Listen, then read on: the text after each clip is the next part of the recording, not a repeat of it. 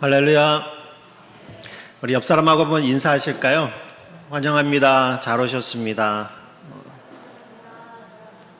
네. 갑자기 코로나가 또 4단계로 발령이 돼서 또 모이기가 좀 힘들어졌는데요. 우리 이럴 때일수록 더 하나님과 개인적으로 우리 교제할 수 있는 시간들을 가지면 좋을 것 같습니다. 우리 주보를 참조해서 교회 소식 함께 나누도록 하겠습니다. 저희 교회 처음 오신 분들을 환영하고요. 등록을 원하시는 분은 나가실 때 본당 입구에서 안내위원들에게 말씀해 주시면 안내해 드리겠습니다. 우리 7월 12일부터 7월 25일까지 2주간 수도권에 코로나 4단계가 시행이 되어서 우리 방역 지침에 따라 비대면 예배로 진행을 하게 되었습니다. 우리 코로나 상황이지만 하나님의 긍휼과 섭리로 각 가정마다 풍성한 은혜와 건강과 평안을 누리실 수 있는 그런 시간들이 되시기를 바라고요. 우리 비대면 예배 기간 동안에는 주일 예배는 온라인으로 우리가 드리게 될 것입니다. 그 다음에 수요 예배와 금요 기도에는 모이지 않고요. 새벽 기도에는 음성 파일로 우리 입금이들을 통해서 보내드릴 예정이니까 각각의 처소에서 새벽 기도회를 개인적으로 음성 파일 통해서 들으시면서 하시면 될 것 같습니다. 추후 또 정부의 방침에 따라서 변경 사항이 있으면 저희가 문자로 또는 이렇게 소식으로 알려드리도록 하겠습니다. 우리 7월, 8월 성경 말씀 암송 구절은 시편 23편입니다. 우리 온 가족이 이 암송 말씀에 동참해 주시면 감사를 드리도록 하겠습니다. 이것으로 우리 광고를 마치고요. 우리 다 같이 일어나셔서 음악에 맞춰 묵도하심으로 하나님께 나아가도록 하겠습니다.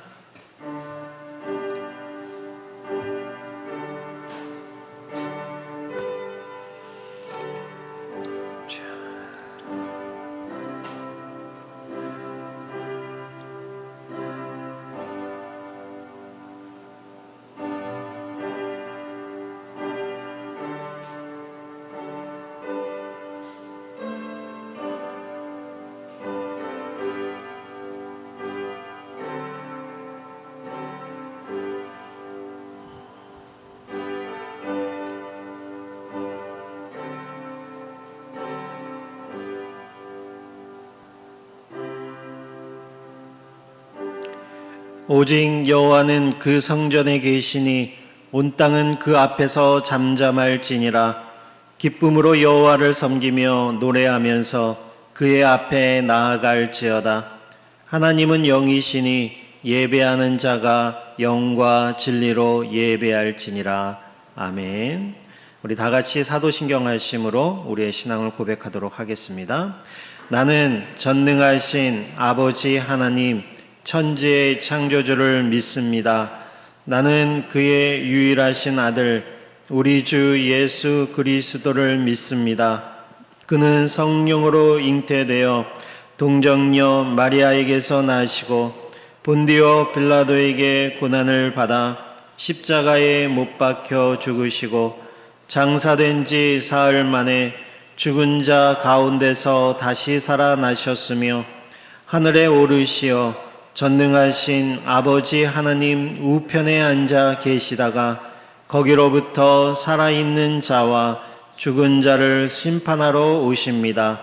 나는 성령을 믿으며 거룩한 공교회와 성도의 교제와 죄를 용서받는 것과 몸의 부활과 영생을 믿습니다.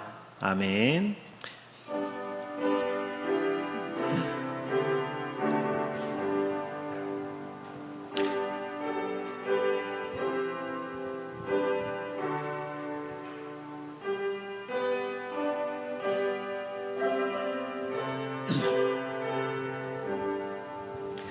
전능왕 오셔서 주 이름 찬송케 하옵소서. 영광과 권능의 성부여 오셔서 우리를 다스려 주옵소서. 강 장생한 성자여 오셔서 기도를 들으소서. 택하신 백성들 복 내려 주시고 거룩한 마음을 주옵소서. 위로의 주 성령 오셔서 큰 증거 주옵소서. 전능한 주시여 각 사람 마음에서 떠나지 마시고 계십소서. 성삼위일체께 한없는 찬송을 드립니다. 존귀한 주님을 영광 중 배웠고 영원히 모시게 하옵소서.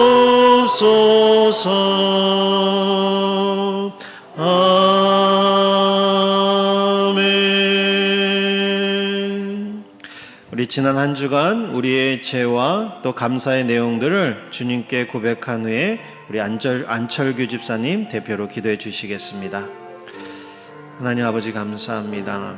우리의 연약함들을 아시는 주님, 한 주간 저희의 죄악됨을 아시고 주님 이 자리에 주님 앞에 주의 보혈을 의지하여 나왔사오니 우리의 죄를 용서하여 주시고 우리를 불쌍히 여겨 주시옵소서.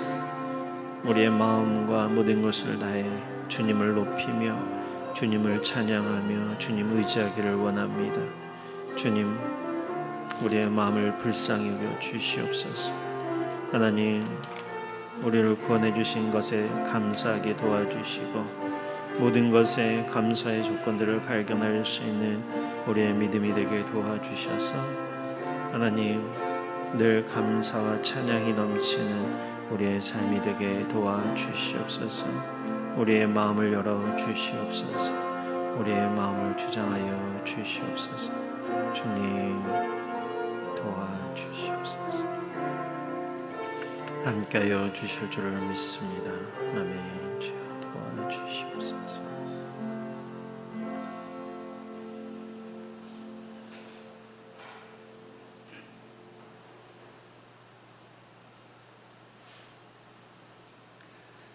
우리의 삶의 근원이 되시고 참된 의미가 되시는 하나님, 주님의 섭리와 돌보심을 감사드립니다. 지난 한 주간도 무더위 가운데서 저희들 건강을 지켜주시고 간절한 기대와 소망으로 채워주심 감사를 드립니다. 주님, 이 시간 먼저 회개합니다. 저희들 주님을 본받은 삶을 살기 위해지만은 내 중심의 가치 기준과 변화되지 못한 생활 습관대로 살았습니다. 자복하고 회개하오니 용서하여 주옵소서. 주여, 우리 모두가 주님의 택한 족속이요 왕같은 제사장이요 주의 자녀로서 변화된 모습으로 승리할 수 있도록 능력을 다하여 주옵소서. 여름철 무더위로 인하여 지친 나태함과 영적 안일함에 빠지기 쉬움을 알게 하시고 삶의 계획과 우선순위를 올바로 세워나가게 도와주옵소서. 거짓되고 허탄한 것에 마음을 빼앗기지 않도록 주의 말씀의 권세와 성령의 능력으로 충만하게 하여 주옵소서. 목사님을 통하여 주신 말씀 안에서 예수님 사랑을 깊이 체험하게 하옵소서. 예수님의 이름으로 기도드렸습니다.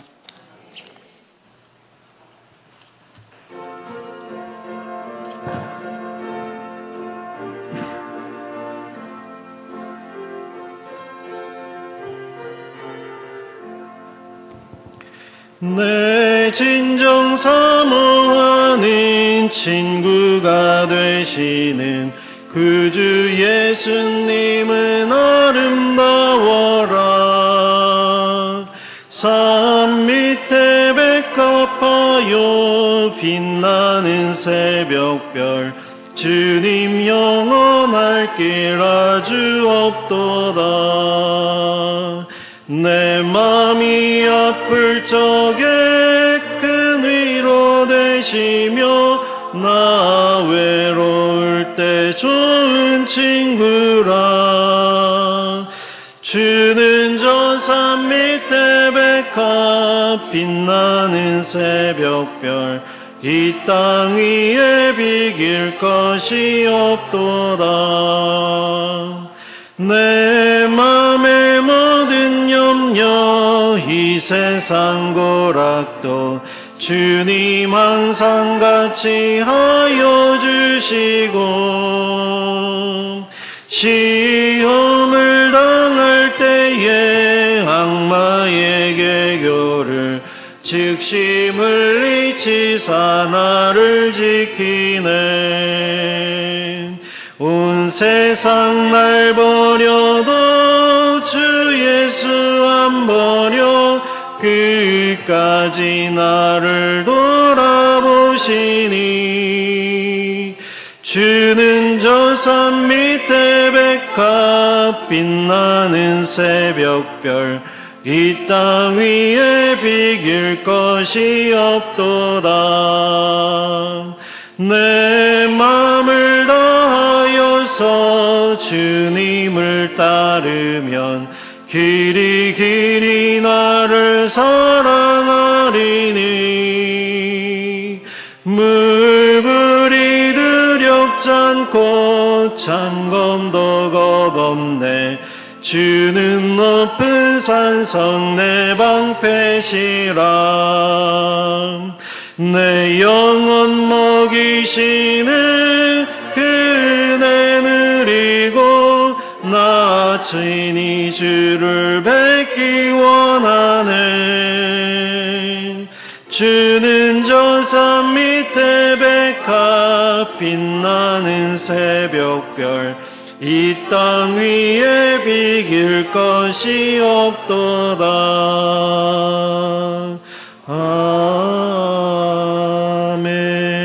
아멘. 우리 95장 한 장 더 하겠습니다.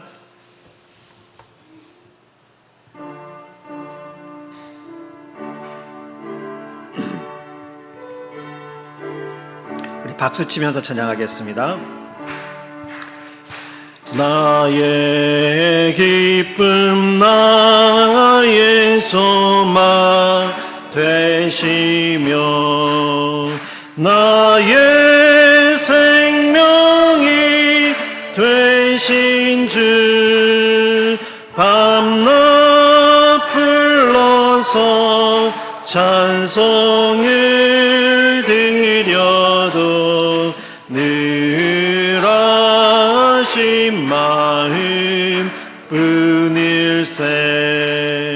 나의 기뻐하는 선한 목자는 어느 꽃다운 동산에 양의 무리와 늘 함께 가셔서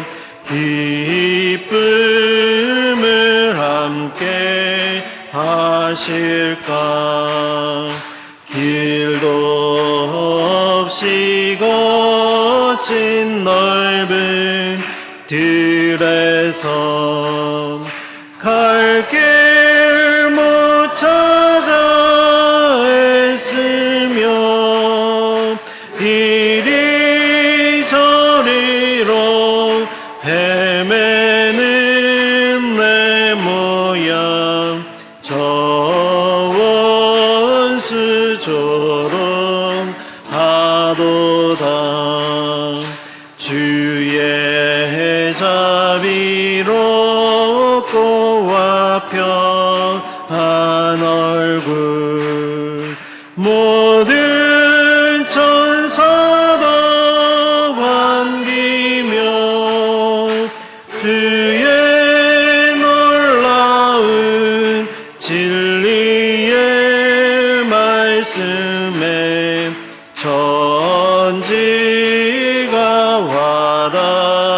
하도다.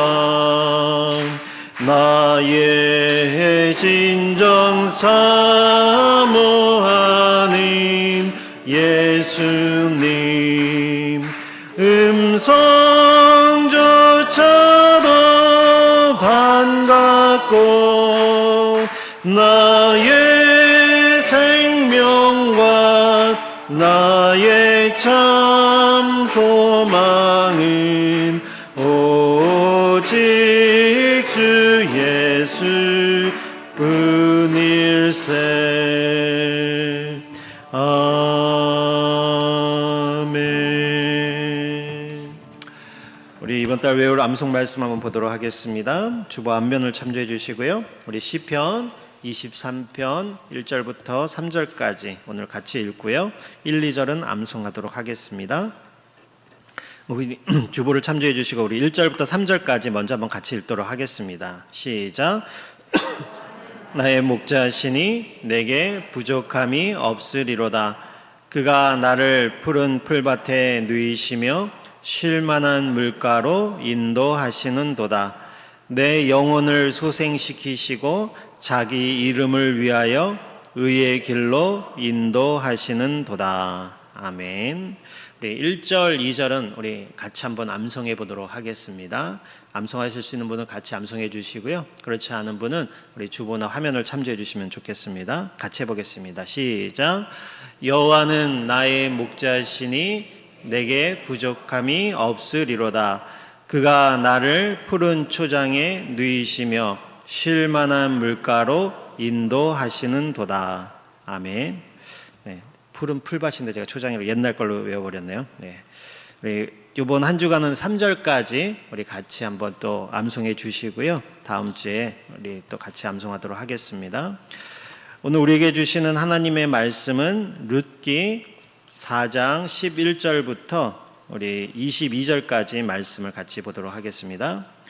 룻기 4장 11절부터 22절까지 말씀입니다.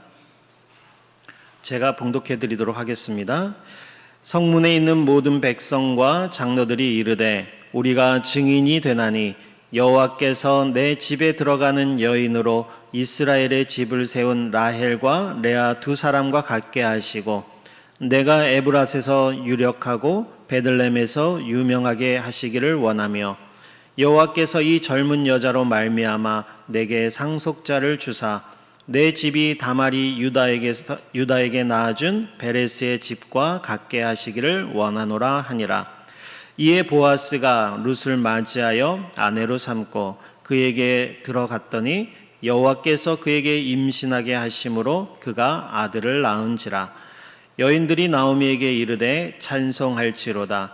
여호와께서 오늘 내게 기업 물을 자가 없게 하지 아니하셨도다. 이 아이의 이름이 이스라엘 중에 유명하게 되기를 원하노라. 이는 내 생명의 회복자이며 내 노년의 봉양자라. 곧 너를 사랑하며 7 아들보다 귀한 내 며느리가 낳은 자로다 하니라. 나오미가 아기를 받아 품에 품고 그의 양육자가 되니 그의 이웃 여인들이 그에게 이름을 지어주되 나오미에게 아들이 태어났다 하여 그의 이름을 오벳이라 하였는데 그는 다윗의 아버지인 이새의 아버지였더라.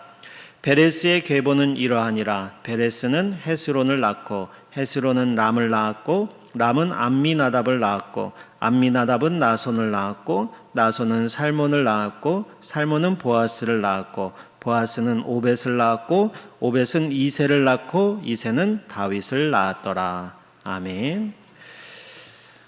우리 이제 한 10번 정도 오늘로 10번째 이 룻기에 대해서 설교를 하고요. 오늘로 이제 마지막 설교를 하려고 하는데요.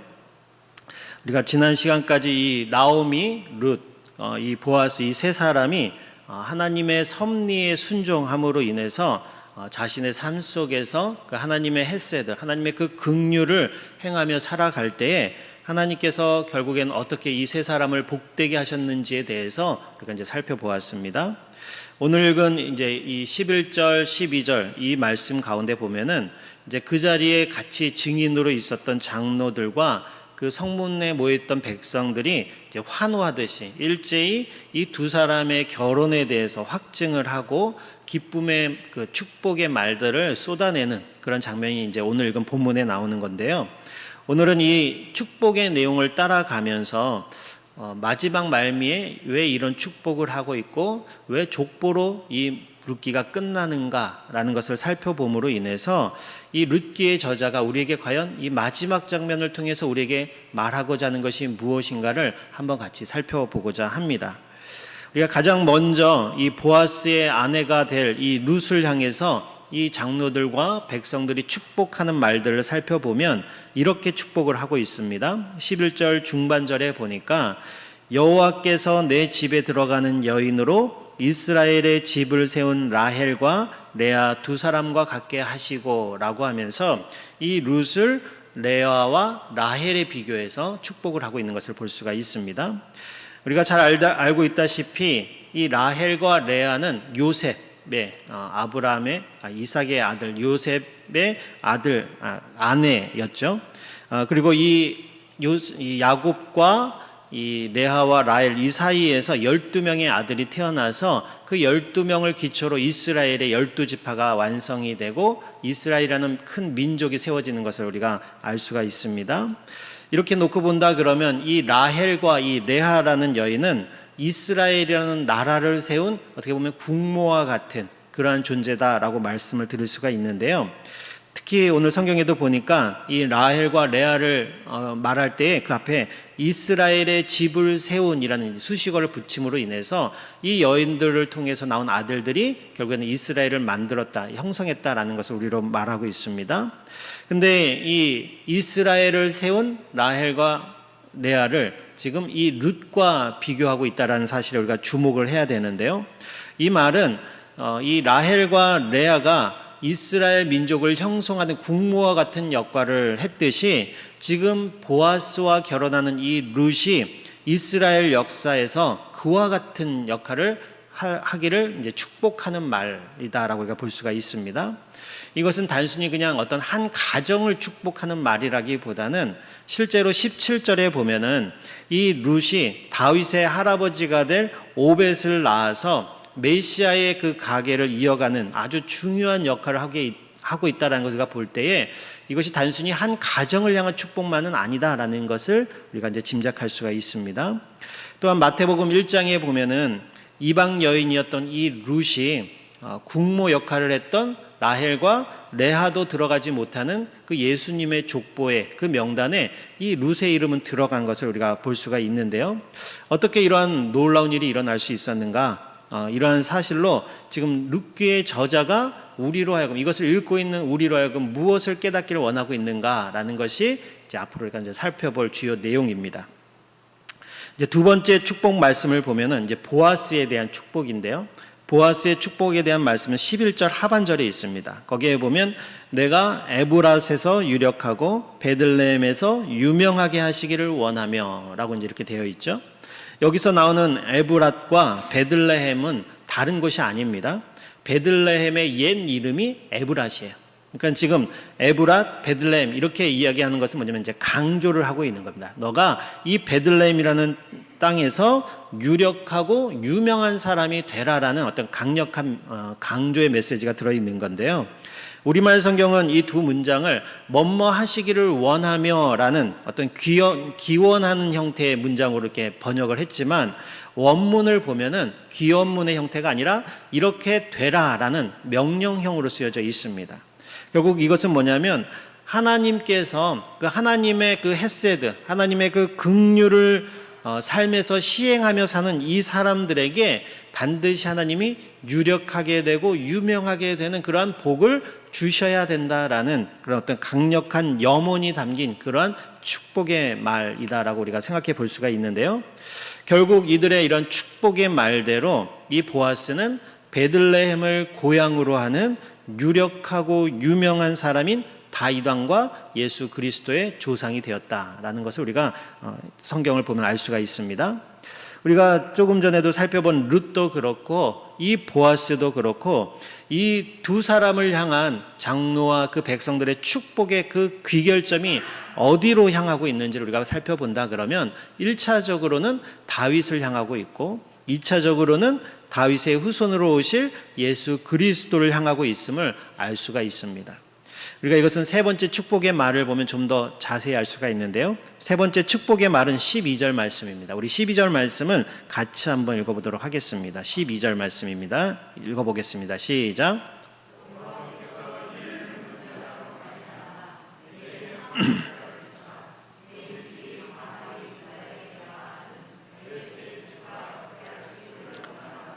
아멘. 지금 보아스와 룻 이 두 사람 사이에서 태어날 그 아이 상속자에 대해서 축복을 하고 있는 그 말씀인데요. 근데 여기서 갑자기 누가 등장을 하냐 하면은 유다와 다말이라는 사람이 등장을 합니다.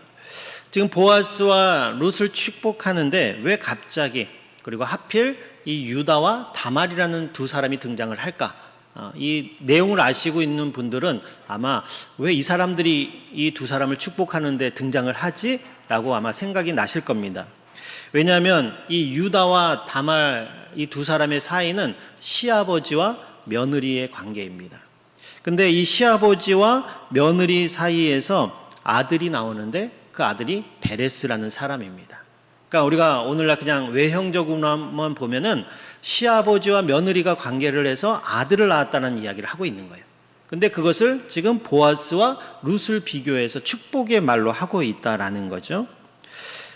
이 유다에게는 지금 우리가 이제 유다와 이 다말의 관계 속에서 베레스가 나왔다라는 것을 우리가 계대 결혼, 여태까지 이제 살펴보았던 기업 물을 자 또는 고엘제도 계대 결혼 이런 것을 통해서 이 장면을 보지 않으면 우리는 뭐 이런 폐륜적인 일이 있나라고 우리가 생각할 수도 있는데요. 우리가 이것을 이 계대 결혼이라는 것을 통해서 한번 살펴볼 필요가 있습니다. 이 유다에게는 3명의 아들이 있었습니다. 이 3명의 아들 중에 첫 번째 아들의 배우자가 이 다말이라는 여인이었습니다. 근데 성경에 뭐 정확한 이유는 나와 있지 않지만 이 첫 번째 아들이 하나님 보시기에 악함으로 하나님께서 그의 생명을 걷어가셨다라고 표현이 되어 있어요. 근데 후사가 없이 죽어버렸습니다. 그래서 이 계대 결혼에 의해서 둘째가 그 형수인 이 다말을 아내로 맞아들이게 되었습니다. 근데 이 둘째가 무슨 이유에서든지 이 다말을 통해서 자식을 낳는 걸 원치 않았어요. 그래서 씨를 주지 않기 위해서 관계를 맺다가 체외 사정을 합니다. 그래서 임신을 할 수 없게 만들어요. 근데 그 장면이 하나님 보시기에 악하기 때문에 하나님께서 둘째도 죽였다라고 생각을 합니다. 근데 먼저 남은 게 뭐냐면 마지막이 남았잖아요. 근데 유다가 생각하기에 벌써 이 며느리 때문에 2명의 아들이 죽었지 않습니까? 그러다 보니까 이 셋째 아들도 이 며느리랑 또 결혼을 시키면 셋째 아들도 잃을까 하여서 이제 핑계를 댑니다. 아직 이 셋째가 어리기 때문에 이 어떤 남자 구실을 하려면 좀 더 자라야 되니까 그때까지 친정에 가서 기다리고 있어라라고 하면서 다말을 친정으로 보내버립니다. 근데 시간이 한참 흘러서 이 셋째도 이제 성인이 되었음에도 불구하고 이 다말에게 소식이 없는 거예요. 그러던 중에 이 유다가 자신의 아내를 잃고 그 애도하는 기간이 끝나자 이제 양털을 깎기 위해서 딥나라는 곳으로 올라갑니다. 근데 누군가가 이제 이 며느리에게 소식을 전해준 거죠. 시아버지가 양털을 깎으러 딥나로 간단다라는 소식을 전해 듣게 됩니다.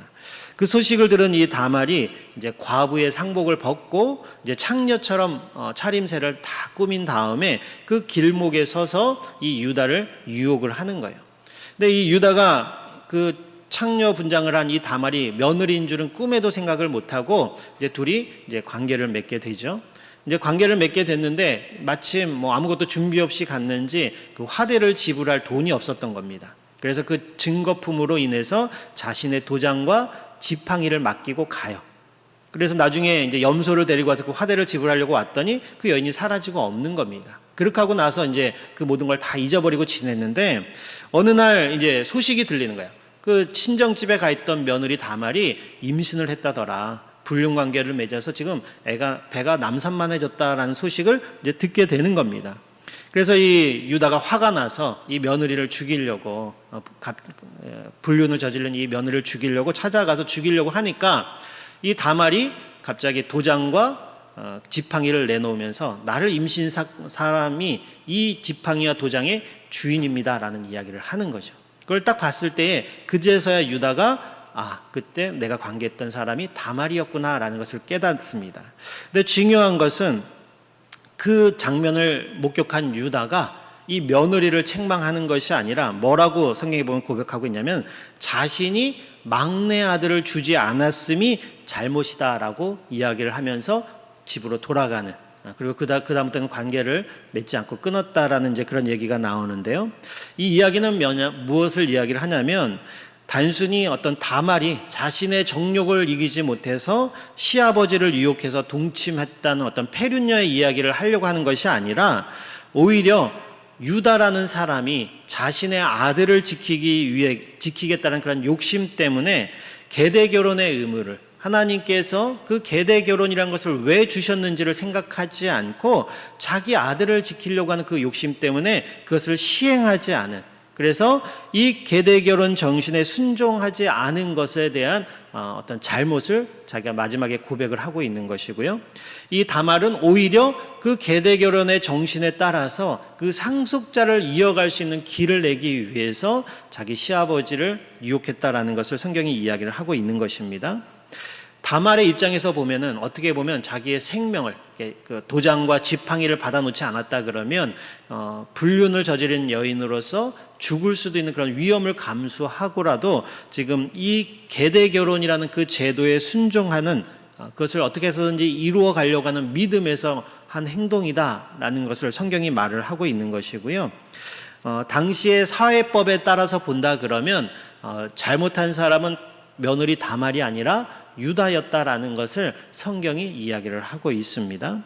그리고 그것이 순조롭게 진행될 수 있었던 것도 하나님께서 다말에게 지혜를 주셨기 때문이고, 그리고 그동안 그 첫째와의 관계 속에서 아들을 갖지 못했었는데, 후사를 갖지 못했었는데, 이 유다와의 관계를 통해서, 한 번의 관계를 통해서도 자녀를 임신하고 이 베레스를 낳게 되었다라는 것은 하나님께서 지금 이 일을 진행하고 계시다라는 것을 성경이 암시적으로 이야기를 하고 있다라는 거죠.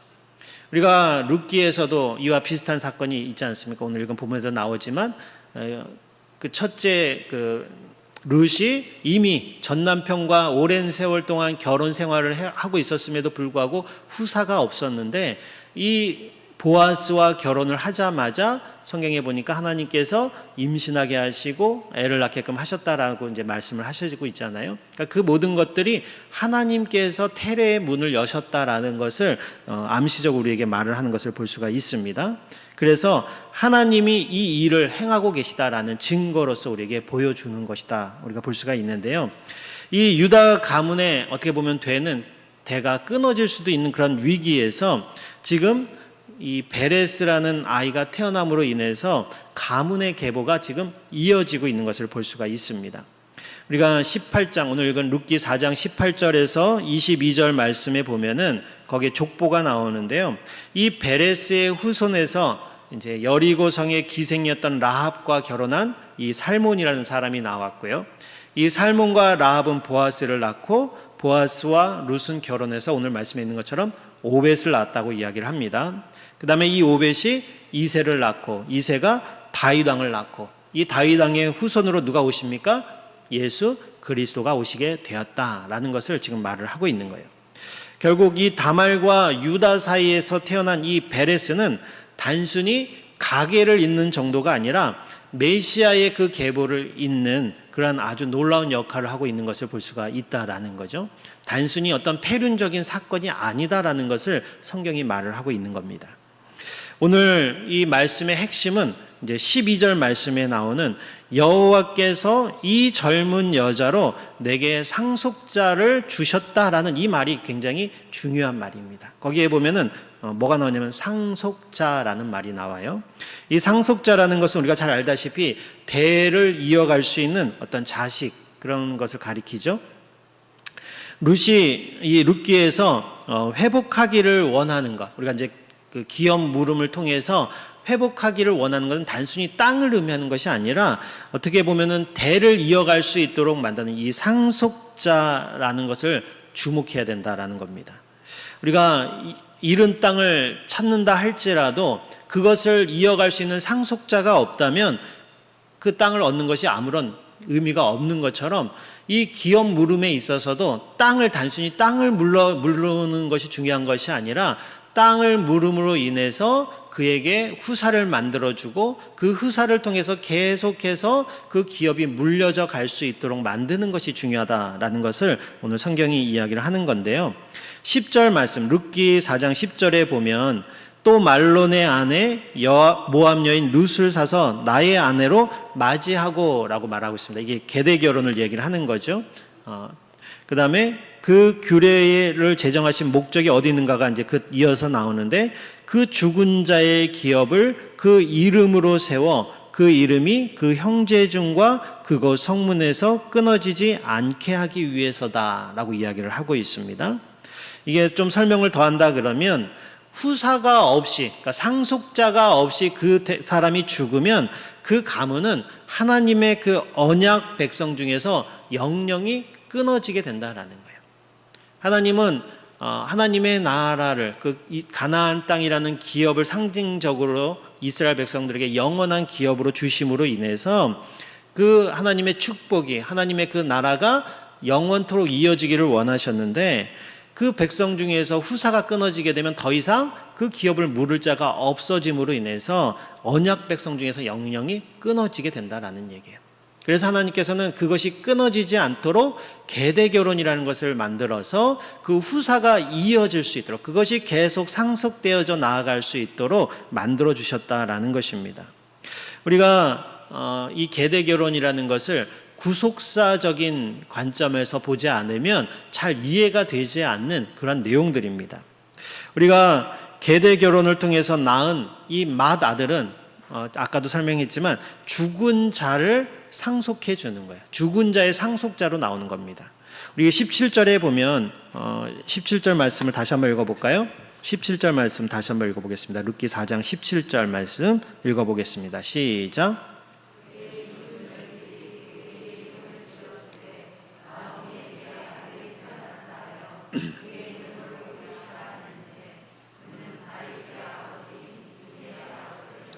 네, 거기에 보면 재밌는 표현이 나오죠. 그의 이웃 여인들이 그에게 이름을 지어주되 누구에게서 아들이 태어났다고 이야기를 합니까? 나오미에게서 났다고 해요. 실질적으로 아이를 낳은 사람은 누구죠?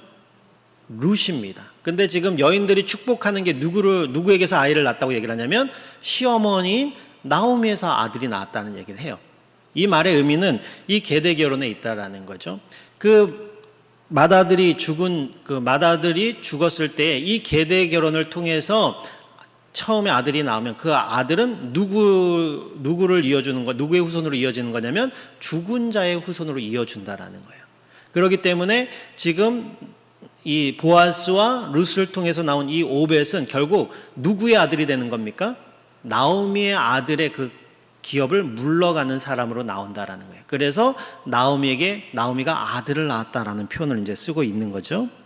우리가 이것을 통해서 깨닫게 되는 것은 하나님께서 이스라엘 백성에게 땅을 영원한 기업으로 주셨는데 이 기업이라는 것, 이 땅이라는 것은 하나님 나라를 상징하는 것입니다. 그러므로 하나님 나라를 상징하는 그 기업이 영원한 것으로 대대손손이 이어질 수 있도록 그 상속자라는 것을 주셨다라는 거예요. 이 상속자라는 것이 굉장히 중요합니다. 이거는 이제 구속사적으로 봐야 되는데요. 우리가 이제 구속사적으로 조금 더 한번 세밀하게 들어가 보면 이렇습니다. 우리가 인류의 시조가 누구죠? 아담과 하와입니다. 그렇죠? 근데 이 아담과 하와가 하나님 앞에 범죄를 하죠. 선악 따먹지 말라고 하는 선악과를 따먹게 됩니다. 그 따먹게 된 계기가 누구의 유혹 때문에 그렇죠? 사단, 뱀의 유혹 때문에 그렇죠. 그래서 하나님께서는 창세기 3장 15절에 보면은 이제 이 뱀을 향해서 저주하는 내용이 나옵니다. 뭐라고 얘기를 하시냐면 여자의 후손이 내 머리를 상하게 할 것이다라는 것입니다. 그러니까 여자의 이 하와의 후손으로서 한 그 상속자가 나올 건데 그 상속자를 통해서 그 사단의 권세를 깨트려 버릴 것이다라는 것을 벌써 이때 예언으로 주십니다. 이걸 이제 좀 어려운 이야기로 원복음이라고 이야기를 하는데요. 이런 점에서 이 여자의 후손이라는 표현이 굉장히 중요합니다. 인류가 하나님께서 어떻게 보면 하나님 나라의 그 표본으로서 에덴 동산을 주셨는데 이 범죄함으로 말미암아 에덴 동산을 잃어버렸습니다. 그리고 이 잃어버린 그 기업을 다시금 회복하기 위해서 하나님께서 여자의 후손을 통해서 그것을 이루시겠다라고 약속을 주시는 거예요. 그러면은 이 기업을 회복하는 데 있어서 가장 중요한 게 뭐냐면 이 여자의 후손이다라는 거죠. 그러면 이 여자의 후손이 끊어지면 뭐를 이을 수가 없는 거예요? 그 기업을 회복할 수가 없는 거다라는 거죠. 근데 아까 말씀드렸다시피 여자의 후손이 내 머리를 상하게 할 것이다라고 할 때 이 내 머리라는 것은 뱀을 말하는 거지만 원래적으로는 누구를 이야기를 하는 겁니까? 사단을 이야기를 하는 겁니다. 그러니까 사단은 자신이 여자의 후손을 통해서 결국에는 정복당하게 될 것이고 멸망당하게 될 것이라는 것을 벌써 이때부터 창세기 3장서부터 알고 있었다라는 얘기예요. 그러면 자기가 멸망당하지 않고 자기가 그 실족하게 만든 그 기업을 회복하지 못하게 만들려 그러면 어떻게 하는 것이 최상이겠습니까? 후손이 이어지지 못하도록 만드는 게 최상이다라는 거죠. 그래서 이 사단은 끊임없이 이 창세기 이후로부터 이 여자의 후손이 이어지지 못하도록 그 상속자가 이어지지 못하도록 계속해서 방해를 해왔다라는 것을 우리가 볼 수가 있습니다. 이 아담과 하와의 두 아들 중에 누가 있었냐면은 누가 있었죠? 가인과 아벨이 있었죠. 근데 하나님은 이 둘 중에 누구를 하나님의 후손으로 선택하셨냐면 아벨을 선택을 하셨습니다. 근데 이 사실을 깨닫자 가인이 어떻게 했죠? 아벨을 죽여버렸어요. 그래서 상속자가 끊어지게 되었습니다. 근데 하나님께서는 그 아벨이 죽은 것을 끝내는 것이 아니라 셋이라는 아들을 새로 줌으로 인해서 다른 씨를 통해서 그 계보가 이어질 수 있도록 하나님께서 만드셨다라는 게 성경에 나오는데요. 홍수 심판 때 세상의 모든 사람들을 다 쓸어버리실 때에도 하나님께서는 노아를 그 의의 상속자로 삼으셔서 그 가정을 살려주셨던 것을 우리가 볼 수가 있고요. 창세기에서 보면은 이 여자의 후손이 어떻게 이어지냐면 이 셋을 통해서 노아에게 이어지고요. 이 노아에게서 그 아들 중에 한 사람인 셈에게 이어지는 것이고 이 셈은 아브라함, 그 다음에 이삭, 야곱, 그 다음에 유다의 후손으로 이제 쭉 이 계보가 이어지게 되는 것을 성경이 이야기를 하고 있습니다. 우리가 좀 더 후대로 가서 보면은 이제 이 사사 시대 이후에 이제 왕국 시대가 들어서기 시작을 하는데요. 이 왕국 시대 가운데 이세벨 여왕의 딸이었던 이 아달랴라는 이 여왕이 이제 잠시 왕으로 등극한 적이 있었습니다. 그때 이 아달랴가 이 다윗 왕의 씨를 다 죽이기 위해서 왕자들을 다 잡아다가 죽여요. 그때 하나님께서 기적적으로 어린아이였던 이 요아스라는 이 왕을 건져내신 다음에 이 왕의 계보가 왕의 씨가 이어질 수 있도록 보존해 주시고 다시금 나중에 이 요아스가 왕으로 등극하게 만드는 그런 일들을 해주시는 걸 볼 수가 있습니다. 이러한 일의 절정이 어디서 나타나냐면 이제 신약 시대로 넘어오면 헤롯 그 왕이 베들레헴에 있는 모든 아기들 다 죽이는 가운데서도 누구를 건져주시냐면 아기 예수 그리스도를 건져주심으로 인해서 이 예수 그리스도를 통해서 구원의 길이 열리게 되는 것을 우리가 이제 성경을 통해서 볼 수가 있는데요. 성경은 이처럼 끊임없이 이 사단이 그 여자의 후손으로 오실 예수 그리스도의 그 대를 그 상속자가 이어지는 것을 끊기 위해서 끊임없이 그것을 끊으려고 하는 시도들을 하고 있고 하나님께서는 그 대가 끊어지지 않게 하기 위해서 여러 가지 우리 뭐 계대 결혼이라든지 또는 하나님의 섭리를 통해서 그 계보가 이어질 수 있도록 끊임없이 일하시고 섭리하시는 그 과정. 그래서 결국에는 예수 그리스도께서 이 땅에 성육신 하심으로 사단의 권세를 이기시고 십자가에 죽으시고 부활하심으로 말미암아 그분을 믿는 모든 자들 우리에게도 하나님의 나라가 상속되어질 수 있는 영광을 누리게 하시기 위해서 그런 모든 것들을 행해 오신 것들이 우리가 그것을 줄여서 구속사라고 이야기를 합니다. 그러니까 성경이 왜 상속자를 그렇게 중요하게 여기고 있는가라고 하는 것을 우리가 생각을 해본다 그러면 결국에는 그 천국의 그 영원한 기업을 우리에게 약속으로 주셨는데 그것이 끊어지지 않게 하기 위해서 신약과 구약을 통해서 계속해서 그 씨가 이어지도록 만들어 오시고 예수 그리스도께까지 도달하도록 만드셨다라는 것이 성경의 주요 내용입니다. 우리가 이제 룻기 4장 11절 12절 말씀을 이제 우리가 살펴보았듯이 이 보아스가 그 대를 이어줄 수 있는 기업 물을 자로 확정이 되자 이 성문에 있는 모든 백성들이 축복의 말을 아까 우리가 살펴보았지 않습니까? 그 축복의 말 중에서 우리가 주목해야 되는 단어가 세 가지가 있는데요. 거기에 보면은 이스라엘을 세운이라는, 그러니까 라헬과 레아를 이야기할 때 이스라엘을 세웠다라는 말이 있고요.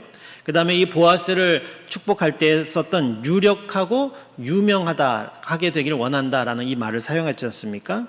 이것이 결국에는 보아스와 룻의 계보에서 이스라엘을 세웠고 유력하고 유명한 자로서 다윗 왕과 예수 그리스도가 탄생하게 되는 것을 어떻게 보면 예언적으로 표현하고 있는 말이라고 우리가 생각해 볼 수가 있습니다.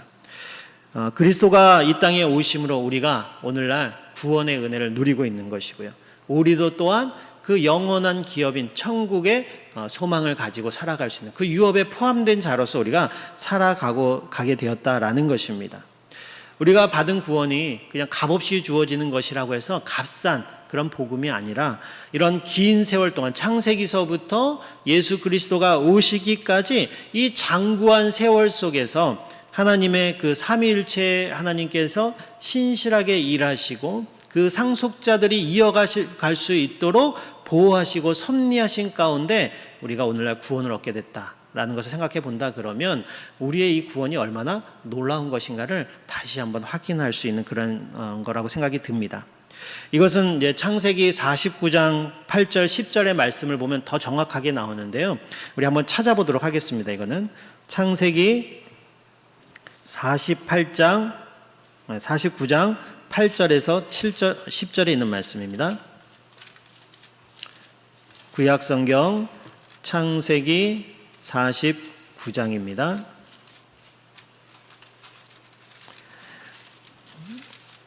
창세기 49장 8절에서 10절에 있는 말씀 우리가 같이 한번 읽어보도록 하겠습니다. 이 이야기는 이제 야곱이 이제 임종시가 다가오니까 12명의 아들을 다 불러다 놓고 한 사람 한 사람 축복해주는 장면이에요. 근데 이 8절에서 10절에 있는 말씀은 이제 이 유다를 향해서 축복해주는 그 축복의 내용이 나오는 말인데요. 우리 49장 8절부터 10절까지 우리 같이 한 목소리 읽어보도록 하겠습니다. 시작. 유다야, 너는 내 형제의 찬송이 될지라. 내 손이 내 원수의 목을 잡을 것이요 내 아버지의 아들들이 내 앞에서 절하리로다. 유다는 사자 새끼로다. 내 아들아, 너는 움킨 것을 찢고 올라갔도다. 그가 엎드리고 웅크림이 숫사자 같고 암사자 같으니 누가 그를 범할 수 있으랴. 규가 유다를 떠나지 아니하며 통치자의 지팡이가 그 발 사이에서 떠나지 아니하시기를 실로가 오시기까지 이르리니 그에게 모든 백성이 복종하리로다. 아멘. 이 10절 말씀에 보면 유다에서 규가 떠나지 않는다라고 이야기를 하고 있습니다. 이 규라는 것은 뭐냐면 우리가 영화 같은 거 보면 왕이 통치할 때 이렇게 막대기 같은 걸 하나 들고 있지 않습니까? 홀이라고도 하는 그것이 이제 규인데요. 이거는 뭐냐면 통치를 상징하는 그런 겁니다.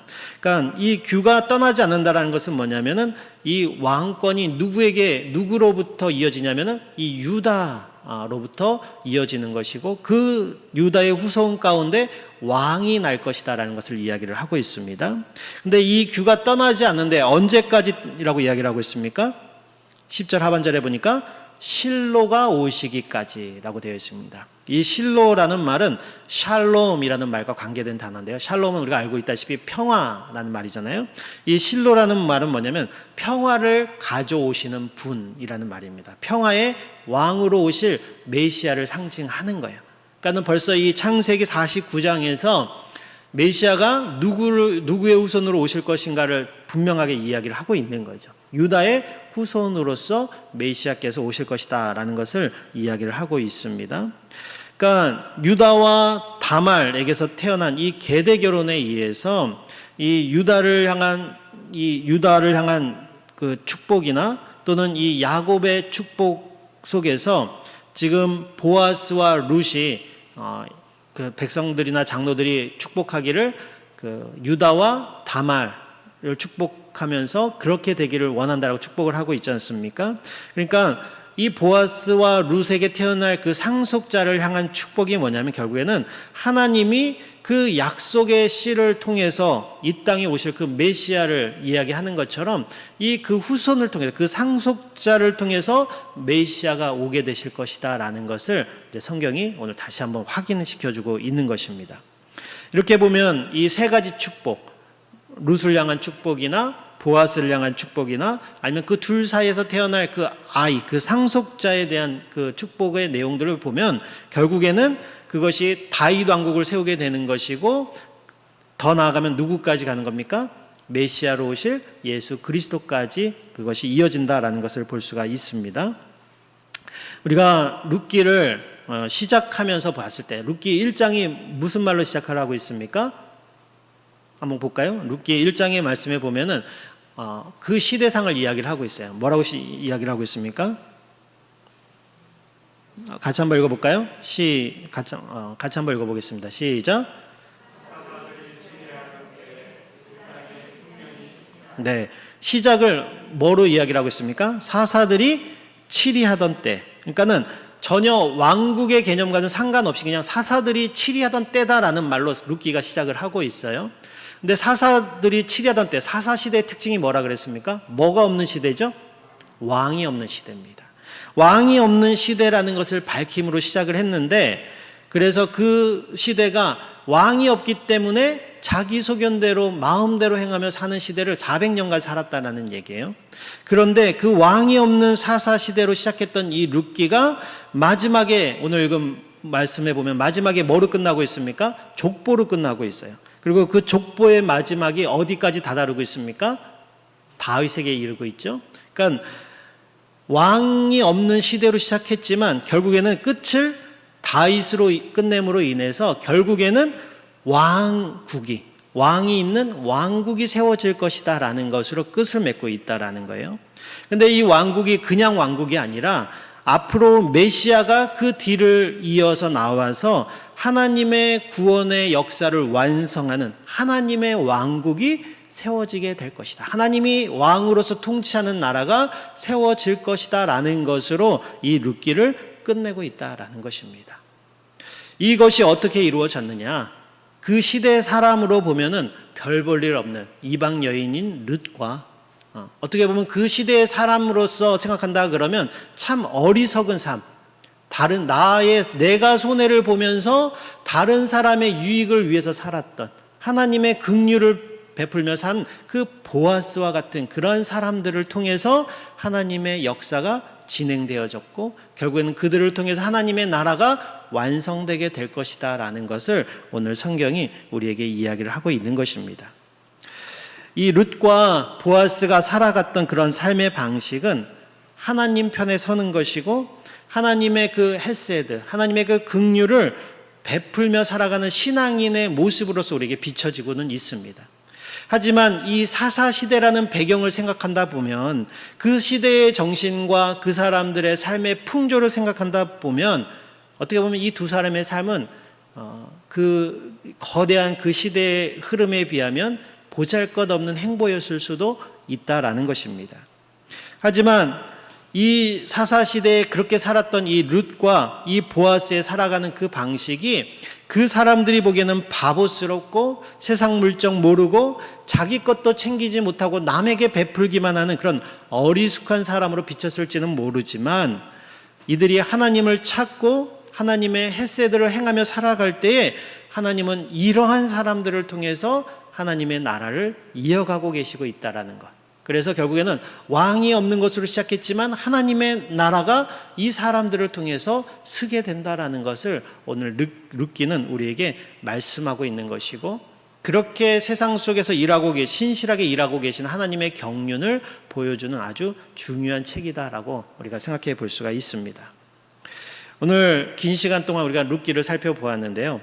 오늘 이 결론까지 오면서 우리가 확인할 수 있는 가장 중요한 사실이 있습니다. 그것이 무엇인가 하면 우리가 보는 현실이 그리고 또는 우리가 보는 역사가 절망적이라 할지라도, 그리고 개인적으로 내가 사는 삶이 아무리 팍팍하고 또 이 시대를 거스리기에는 이 시대의 풍조가 너무나 거대한 그 폭풍 아니면 거대한 물결처럼 우리를 덮는 것 같은 그런 현실에 있다 할지라도, 그래서 내가 하나님 말씀대로 사는 것이 뭔가 다른 변화를 가져올 수 있겠어라는 그런 무력감 속에서 우리가 느껴지는 그런 현실이라 할지라도, 하나님께서는 여전히 이 룻과 보아스 같이 신실한 자들, 하나님의 말씀대로 살려고 하고 하나님이 주신 정신을 삶 속에서 실천하고 살려고 하는 그러한 사람들을 통해서 하나님은 하나님의 역사를 신실하게 진행하고 계시다라는 사실을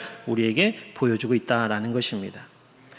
이렇게 생각한다 그러면 성경이 우리에게 자연스럽게 요구하는 요구가 있습니다. 그것은 뭐냐면 이 시대의 흐름에 함몰되지 말라라는 것입니다. 그리고 신실하신 하나님을 붙잡아서 살아가라라는 것입니다.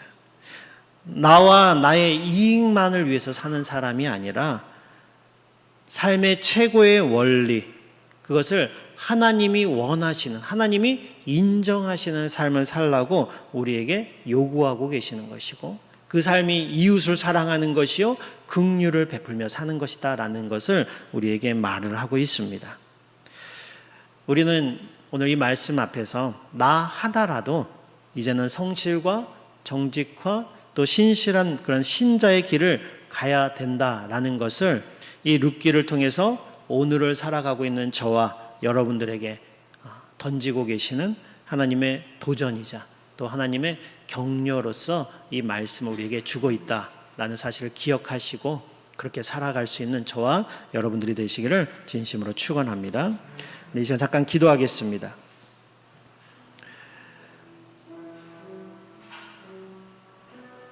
오늘 말씀을 생각하시면서 그동안 내가 포기하며 살았던 삶은 없었는지 한번 생각해 보길 원합니다. 세상 모든 사람들이 다 그렇게 살아가기에, 세상 모든 사람들이 그렇게 사는 것이 맞다고 하니까 하나님 말씀대로 살아야 됨에도 불구하고 하나님 말씀대로 사는 것을 포기하고 미루며 살아오고 있지는 않았는지 우리 한번 생각해 보기를 바라고, 오늘 룻기의 말씀을 통해서 하나님이 우리에게 주시길 원하는 것은 그러한 현실이라 할지라도 하나님을 붙들고 하나님 말씀대로 긍휼을 베풀며 살아가는 자들을 하나님이 사용하시고 그러한 자들을 통하여 하나님의 나라를 이어가고 계시다라는 이 사실을 믿을 수 있는 우리가 되게 해달라고 우리 이 시간 같이 하나님 앞에 기도하도록 하겠습니다. 기도하겠습니다. 하나님 아버지 감사합니다. 우리의 연약함을 아시고 우리의 부족함을 아시는 주님, 하나님 뜻대로 살기를 원하지만 세상의 현실을 바라보면서 하나님 뜻대로 사는 것을 포기하고 살아갈 때가 얼마나 많았는지 하나님 우리의 연약함과 우리의 죄악됨을 용서하여 주시옵소서. 하나님의 뜻을 행하기보다는 내 개인의 이익 때문에 하나님 뜻대로 사는 것을 포기했던 그런 암흑의 삶을 우리가 살지는 않았는지, 보아스와 룻과 같은 삶을 살아야 됨을 우리가 알매도 불구하고 내게 손해가 되기 때문에 또는 내가 성공하는 데 방해가 되기 때문에 하나님 말씀대로 살지 못하였던 우리의 모습 주님 용서하여 주시고, 오늘은 이 말씀을 통하여 다시금 우리가 신자의 길을 걸어갈 수 있도록 성실하고 정직하고 진실하게 살아가는 그 삶을 선택하며 살아갈 수 있게 해달라고 이 시간 간구할 때에 하나님 우리의 마음과 생각을 주장하여 주시고 우리를 붙들어 주시옵소서. 그런 마음으로 살아갈 수 있게 도와주시고 그런 은혜 가운데 거하게 하실 줄을 주님 믿습니다. 주님 도와주시옵소서. 역사의 주인이 되시며 주관자가 되시는 하나님 아버지, 오랜 세월 사사시대와 같이 하나님을 왕으로 인정하지 않고 내 인생의 주인이 내가 되어서 하나님의 섭리보다는 나의 유익을 최우선으로 삼아왔던 우리를 용서하여 주시옵소서. 룻기를 통하여 우리를 깨닫게 하신 것처럼 현실의 어디에서도 내 상황이 호전될 기미가 보이지 않고 하나님이 역사하신다는 사실은커녕 하나님께서 계신다는 것조차 자신 있게 말할 수 있는 증거가 내 삶의 현실 가운데 느껴지지 않는다 할지라도 하나님은 여전히 신실하게 일하고 계시고 내 인생 가운데 섭리하고 계시고 내 인생은 여전히 하나님의 의도대로 정하신 곳과 완성을 향하여 진행하고 있다는 믿음으로 살게 하여 주시옵소서. 온 세상이 제 소견에 옳은 대로 산다 할지라도 나 하나만이라도 시대의 큰 흐름을 거스르고 거역하며 역사는 여전히 하나님이 다스리고 있고 하나님이 완성을 향하여 이끌고 계시다는 사실을 우리의 삶으로 선포하며 신자의 길을 가는 우리가 되게 하여 주시옵소서. 하나님께서 우리에게 그렇게 살아갈 수 있는 힘과 용기를 주실 줄 믿사옵고 살아계신 예수님의 이름으로 기도합니다. 아멘. 우리 찬송가 213장 하심으로 봉헌하도록 하겠습니다.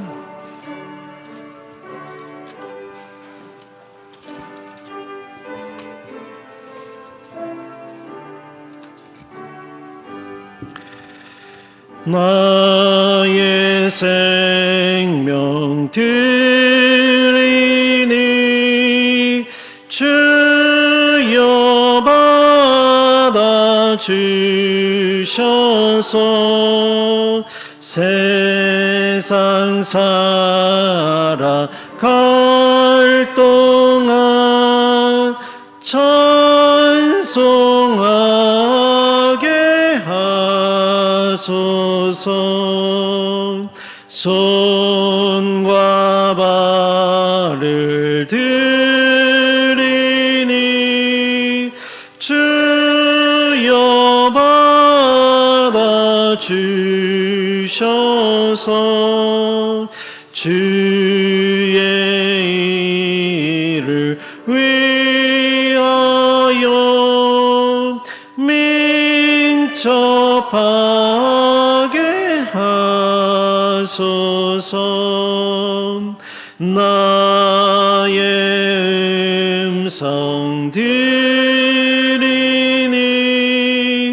주여 받아 주셔서 주의 진리 말씀만 전파하게 하소서. 나의 보화 드리니 주여 받아 주셔서 하늘나라 위하여 주 뜻대로 쓰소서. 나의 시간 드리니 주여 받아 주셔서 평생토록 주 위에 봉사하게 하소서. 아멘. 기도하겠습니다. 하나님 아버지 감사합니다. 우리를 구원하시기 위하여 태초부터 신실하게 역사하신 하나님, 그로 말미암아 우리에게 그 구원의 은혜가 상속되어지도록 그 놀라우신 삼위일체 하나님께서의 그 일하심을 우리가 기억하게 도와주시고, 그래서 우리가 받은 구원이 얼마나 놀랍고 얼마나 큰 것인가를 다시 한번 생각하게 도와주셔서 늘 하나님께 감사하며 살아갈 수 있는 우리가 되게 하여 주시옵소서. 지금도 신실하게 일하고 계시는 그 하나님을 바라보며 내 눈에는 하나님의 역사하심이 보이지 않는 것 같고 내 현실은 하나님의 도우심이 보이지 않는 것 같은 그런 현실이라 할지라도 우리가 눈에 보이지 않는 그 하나님의 섭리와 하나님의 손길을 감지할 수 있는 영적인 민감함을 허락하여 주셔서 내가 하나님 뜻대로 사는 것을 포기하지 않고 살아갈 수 있는 우리가 되게 도와주시옵소서. 그렇게 살아감으로 인하여서 주님이 행하시는 그 놀라운 구속의 역사 가운데 우리의 삶이 사용되게 도와주시고 그 영광스러운 일에 동참할 수 있는 우리 모두가 될 수 있도록 주님 도와주시옵소서. 우리 교회를 세워가실 때에 그러한 일에 사용되게 도와주시고 또 이 교회를 흔들고 무너뜨리기 위하여 또 그 상속의 대가 끊어지게 하기 위하여 이 열심이라고 있는 그 사단의 괴계로부터 우리의 마음과 생각을 지켜주셔서 우리의 하나됨이 깨어지지 아니하게 도와주시고 교회를 생각하며 주님을 생각하며 서로가 서로를 사랑하고 또 서로가 서로를 섬길 수 있는 귀한 교회 되게 도와주시옵소서. 하나님, 코로나로 경제가 더 어려워지고 힘들어지는 그러한 삶 속에 저희가 있습니다. 이러한 때에 우리의 믿음과 우리의 생각을 잘 지키게 도와주셔서 하나님을 더 가까이 하며 하나님과의 더 깊은 교제 가운데 들어갈 수 있는 우리 성도님들 되게 도와주시고 그러한 힘든 상황 속에서도 하나님께 감사함을 잊지 아니하고 예물을 드리며 나온 우리 성도님들을 주님 붙잡아 주시고 축복하여 주시옵소서. 저들의 삶에 필요한 모든 것들이 채워지게 도와주시고 저들의 육신의 연약함이 강건함을 얻게 도와주시고 저들의 마음의 불안함과 아버지 혼란스러운 마음이 있는 자들 마음 가운데 평안을 허락하여 주셔서 주님 안에서의 기쁨과 희락과 평안과 또 주님이 주시는 위로를 경험하며 살아가는 우리 귀한 성도님들 되게 도와주시옵소서. 한 주간 살아갈 때에 말씀을 생각하며 신자로서의 삶을 포기하지 않고 살아갈 수 있도록 힘주시고 도와주실 줄 믿사옵고 살아계신 예수님의 이름으로 기도합니다. 지금은 우리를 위해 십자가에 죽으신 주 예수 그리스도의 은혜와 우리를 택하시고 긍휼 가운데 섭리하시는 하나님의 사랑과 우리 안에 내주하셔서 우리를 자라게 하시는 성령님의 교통하심이 신실하신 하나님이 이끌어 가시는 역사의 한 부분에 사용되며 살아가고자 결단하는 모든 성도들 머리 위에 지금으로부터 영원토록 함께 있을지어다. 아멘.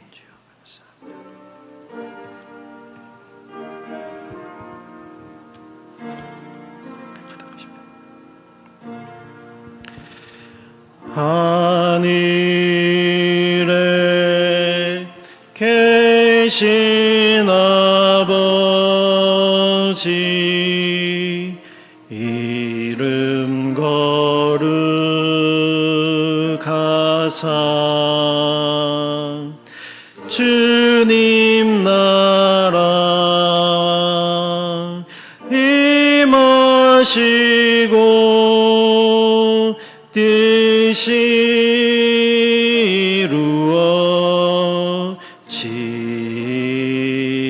이루어지이다. 일용할 양식 주시고